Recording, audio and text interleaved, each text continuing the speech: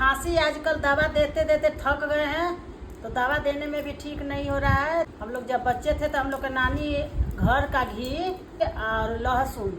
उसमें लाल करके सिझा करके देती थी, तो तुरंत कैसा भी जैसा भी खांसी हो, नाक में नेटा सुर सुर कोई काम करिए, लिखते रहिए ऑफिस में, पुराना से पुराना नाक नहीं सूख रहा है तो ये लहसुन और घी खाने से एकदम सूख जाएगा सदा के लिए।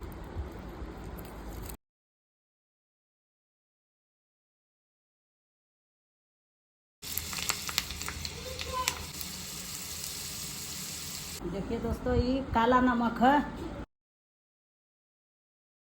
थोड़ा ये सब ऐसे करके देख लीजिएगा, ऐसे करके हाथ पर अपना ऐसे देखिएगा कि अपना बर्दाश्त हो रहा है कि नहीं, कि उठाइए गत्ते डाल दीजिए कि बस जीभ मुंह सब जल जाए, और जो अगल बगल में है सो रहा है उसका भी तबाही देखिए।